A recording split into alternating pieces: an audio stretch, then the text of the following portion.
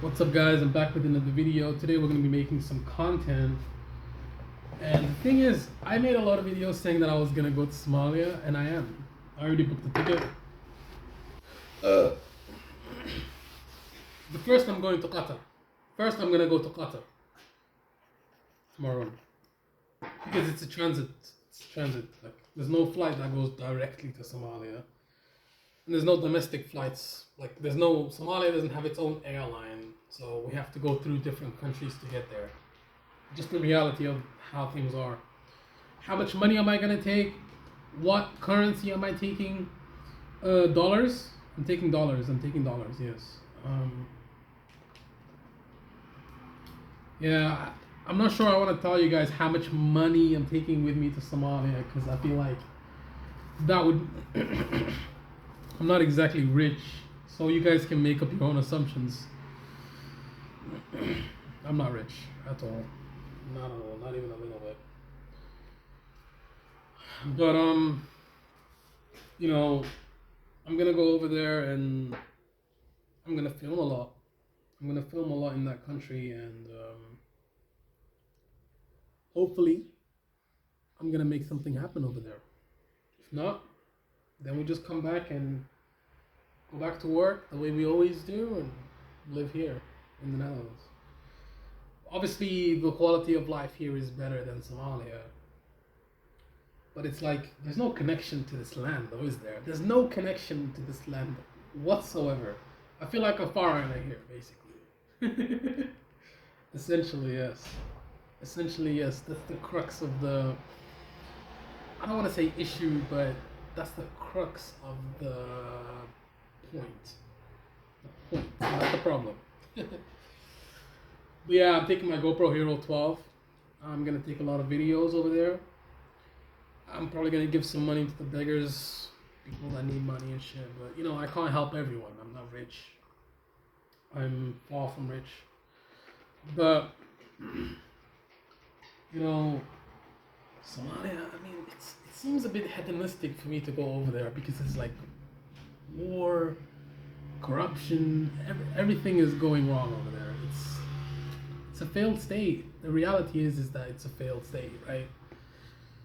So, you know, you got to take that into consideration when you go over there. Obviously, you can't criticize the government, so don't say shit. Be quiet. How good is my Somali? Well, it's all right. I mean, it's not top notch. It's not as good as my English, not even close.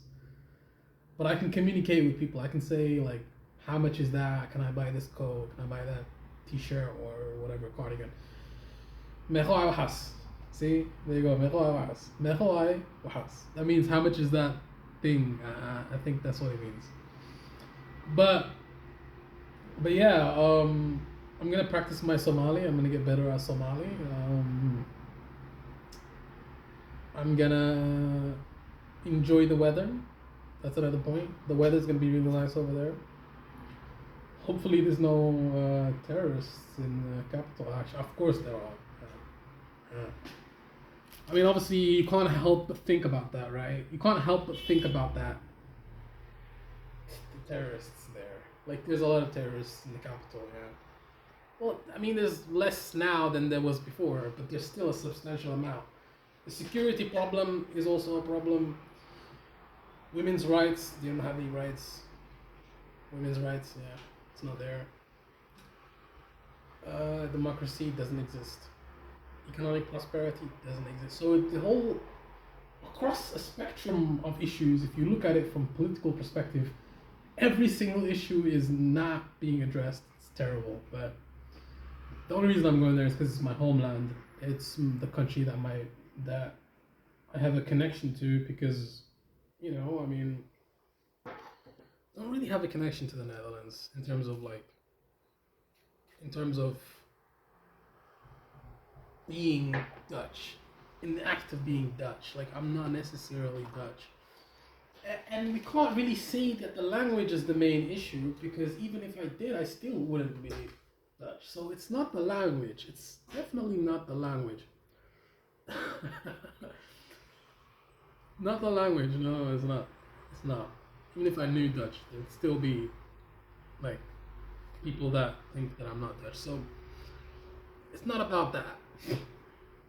It's not about that. You know, it's you'll never be accepted by society here, ever. They will never accept you. Doesn't matter what you do. Even if you become a nuclear scientist, even if you win the Nobel Peace Prize, even if you fucking end the war in Israel, even if you, I don't know, you become the second coming of Jesus, doesn't matter. Whatever you do, you'll never be accepted. So I think you should stop trying to get acceptance from other people.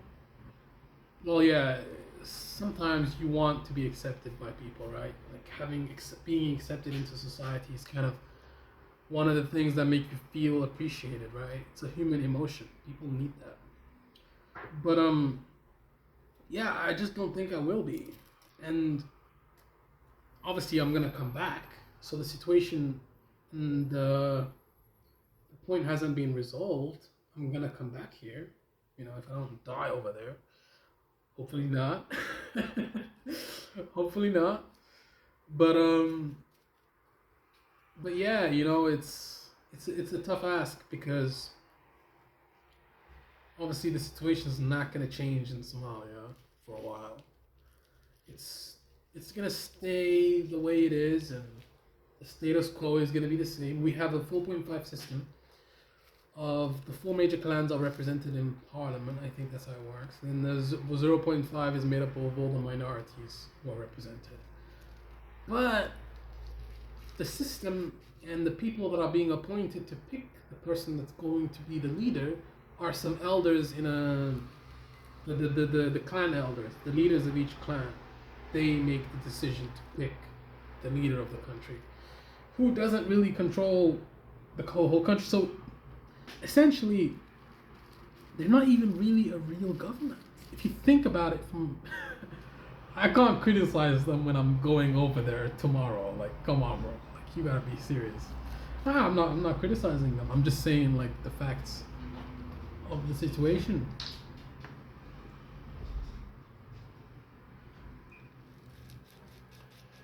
Not criticizing anybody. Just telling you guys the fact. Even they would say the same thing. Because Puntland's a semi-autonomous region. Somaliland's in the north.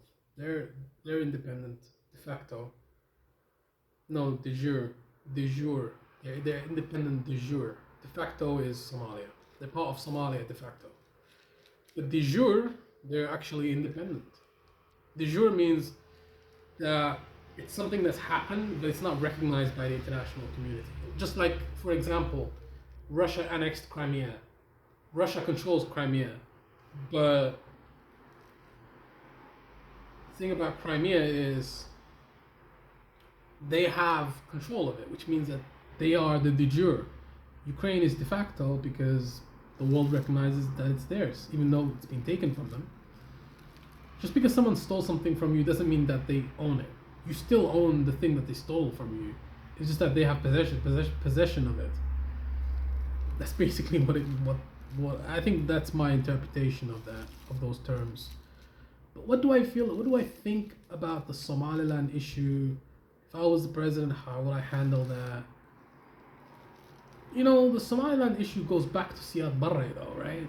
It goes back to clan grievances. It goes back to clan fighting. It goes back to civil war. It goes back to those things. First, without those things being resolved, you cannot move forward without putting the grievances of the past to rest. But what would I do with Somaliland? I mean, I don't know, man. It's a tough question. I guess I would somehow try to make a deal with them, try to bring them into the fold if they don't want to be part of Somalia. I don't know what I would do, to be honest. It's a very complex issue. If I give them independence, the people at home will be pissed off at me in my cabinet. So domestically, I won't be very popular if I do that. I don't have the strength or the means to invade and make them be part of Somalia by force. Yeah, I guess I wouldn't do anything about the Somaliland issue. I would first take care of the terrorists, Then I would unite Puntland with the rest of the country, and I would unite Galmudug. I would unite what else? The other regions. I would unite all the regions except Somaliland, and then when we finish all those other issues, I would pick Somaliland and say, hey, sit down at the table with me. I'm the president of Somalia. You're the president of Somaliland. We're both part of Somalia. We can come to an agreement. We can sit down and talk and figure this out. Simple. I don't think it's that difficult to figure it out. The president of Somalia can meet with the president of Somaliland and they can talk and figure out a solution. Obviously, we're not going to agree on certain issues. That's just how it is, you know. Negotiations, sometimes you're not going to get everything that you want. But it's also based on the facts of on the ground and how much power you have and all this stuff and influence. But how would the international community react to me wanting to broker a deal with Somalia? Possibly there would be some type of foreign meddling, just like there always has been. But damn, how would I get Somaliland back into the fold? We already know that they're mad about the massacre of Siad Barre when he used to kill the what clan was that again? The clan, it was I forget, but there's a big Somaliland clan that's part of Somaliland.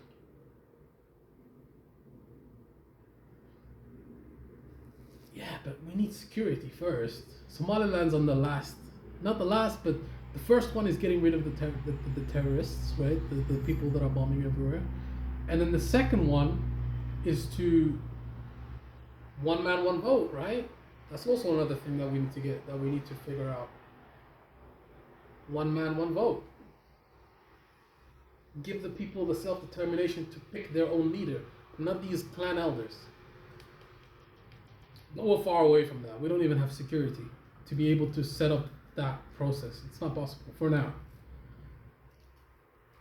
Maybe we could make a deal with Al-Shabaab. The United States made a deal with the Taliban. They're a terrorist group, right? So-called terrorist group. So why wouldn't we just make a deal with Al-Shabaab? Sit down with the leader of Al-Shabaab. Sit down with him and talk. Figure this out.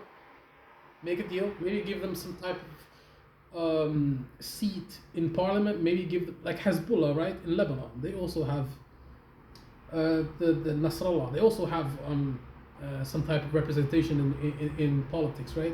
Give them a seat at the table. That's what I would do. I would give Al-Shabaab a seat at the table.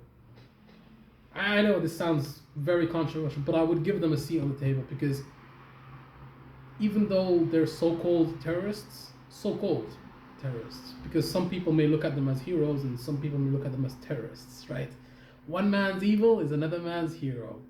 That's sure. It's just the way things are. It's about perspective, you know? It's about perspective.